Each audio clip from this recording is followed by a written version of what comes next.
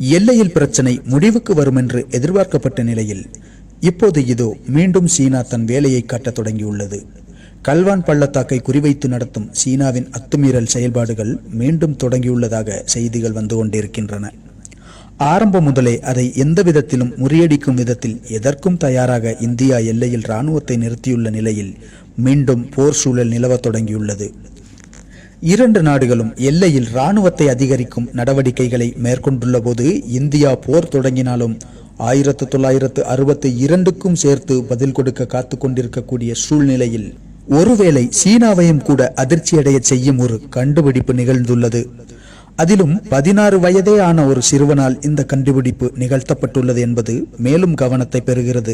வெடிகுண்டுகளையும் கன்னி வெடிகளையும் கண்டுபிடித்து அளிக்கும் ஆட்டோமேட்டிக் ட்ரோன் ஒன்றை கண்டுபிடித்துள்ளான் குஜராத் மாநிலத்தை சேர்ந்த ஹர்ஷ்வர்தனிஸ் என்னும் 16 வயதேயான சிறுவன்.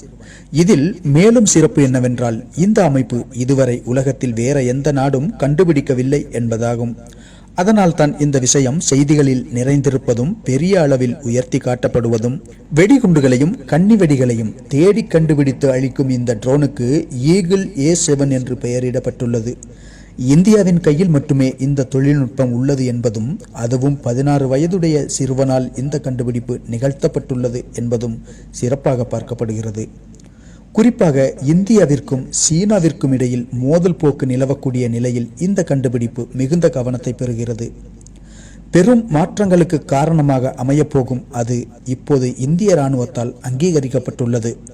அதோடு உடனே இராணுவத்தில் இணைப்பதற்கான வேலைகளும் மும்முரமாக நடந்து வருகின்றன. அதேபோல இராணுவ உயரதிகாரிகள் பலரும் ஹர்ஷ்வர்தனிஸை வெகுவாக பாராட்டியுள்ளார்கள். மல்டி ஸ்பெஷல் மைன் டிடெக்டர் ட்ரோன் இது என்பது முக்கியத்துவம் பெறுகிறது.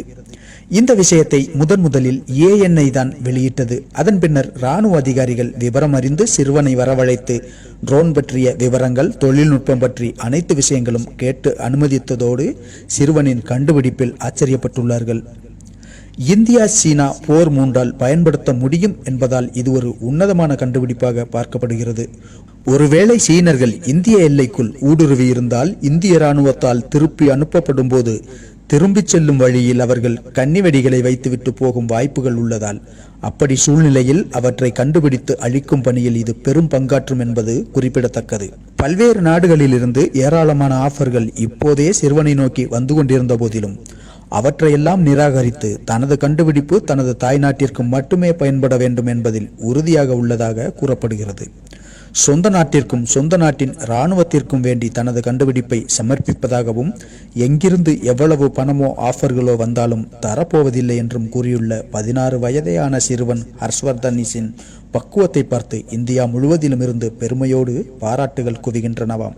1962 போதுமான ஆயுதங்களோ கட்டமைப்புகளோ இல்லாத சூழ்நிலையில் கூட தமது வீரத்தை காட்டி உலகை அதிரச் செய்த நமது இராணுவ வீரர்கள் இன்று எத்தனையோ கண்டுபிடிப்புகளையும் ஆயுதங்களையும் கொண்டுள்ளதோடு உலகில் எவருக்கும் இல்லாத தேசப்பற்றும் வீரமும் தைரியமும் கொண்டு ஓட விரட்டுவார்கள் என்பதில் சிறிதும் சந்தேகமில்லை. அதற்கு இதுபோன்ற கண்டுபிடிப்புகள் பலம் சேர்க்கும். ஜெய்ஹிந்த்.